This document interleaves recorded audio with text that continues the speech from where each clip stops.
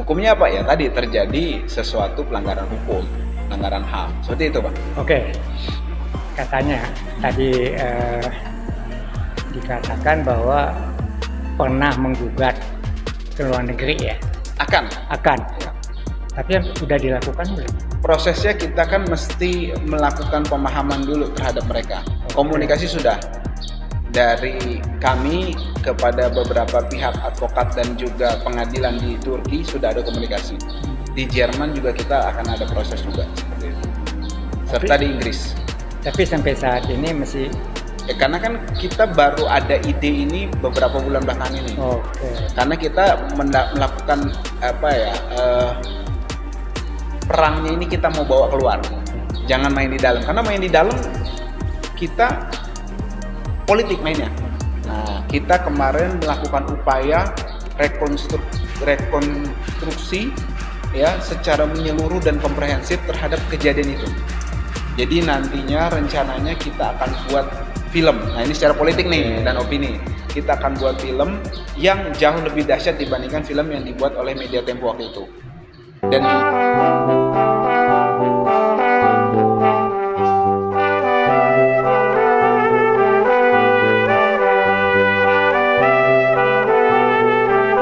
ya, Assalamualaikum warahmatullahi wabarakatuh. Waalaikumsalam warahmatullahi wabarakatuh. Alhamdulillah, kita kedatangan tamu Bang Ajis. Bung Ajis ini legalnya ARS. Kebetulan kita juga sering ikut kalau ada aksi perjuangan umat Islam. Saya sering ketemu Bang Ajis. Bang Ajis ini bukan main.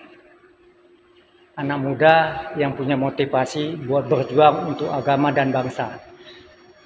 Oke, Bang Ajis, makasih kedatangannya. Sama-sama, Bang Buyung. Nah, kebetulan juga beliau adalah masih alumni UI.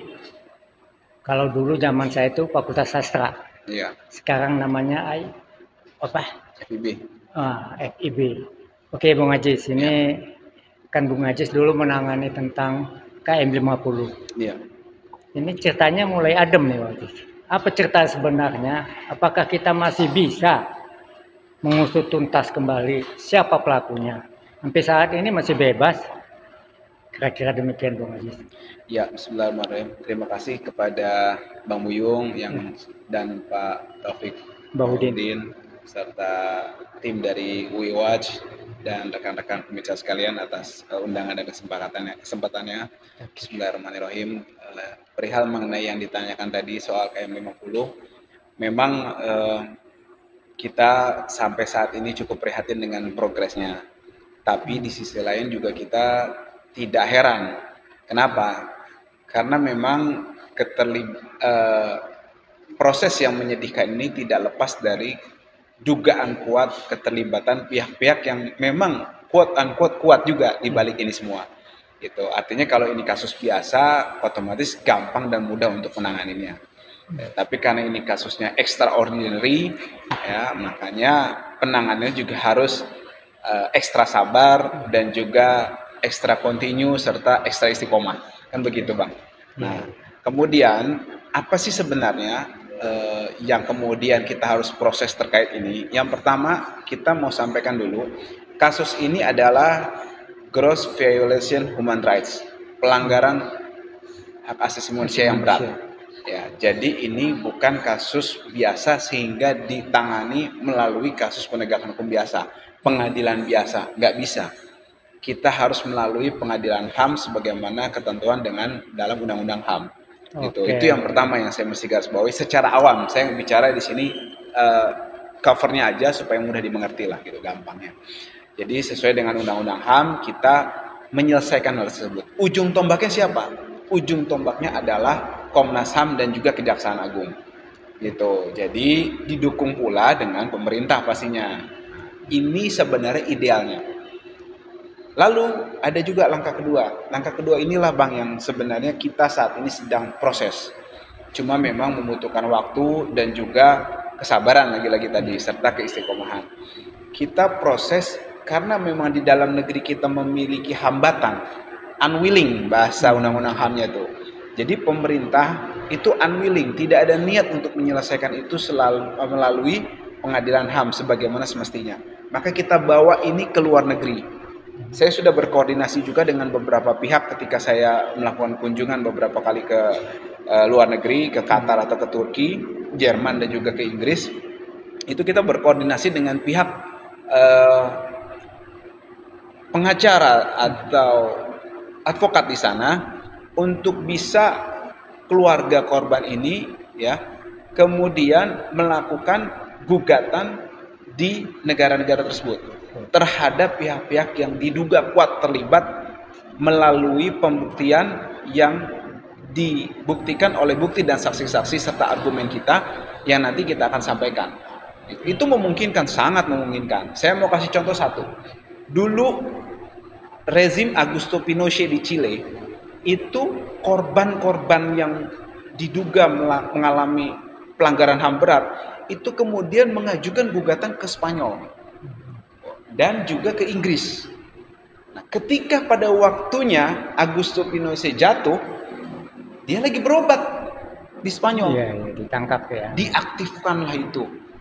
Diaktifkan proses putusan yang waktu itu menunjukkan dan membuktikan bahwa Augusto Pinochet bersalah terkait dengan pelanggaran HAM berat itu.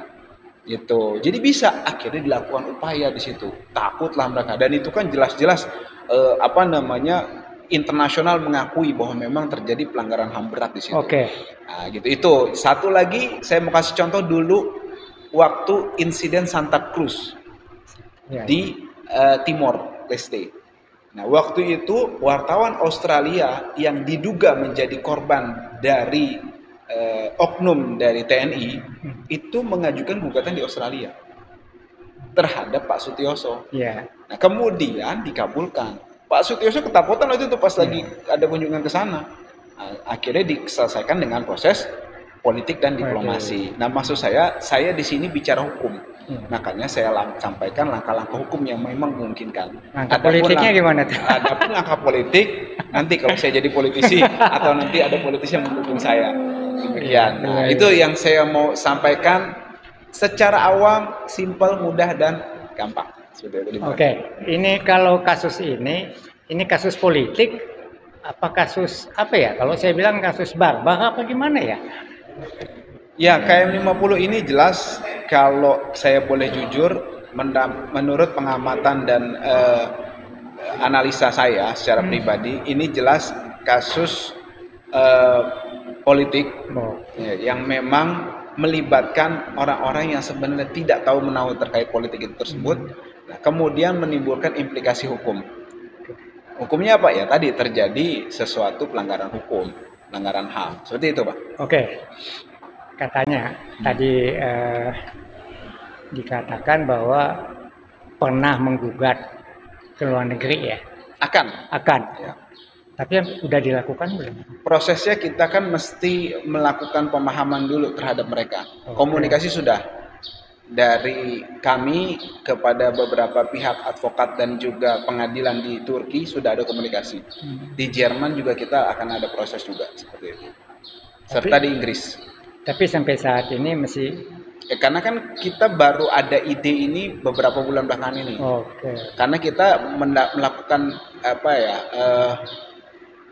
perangnya ini kita mau bawa keluar. Jangan main di dalam. Karena main di dalam kita politik mainnya.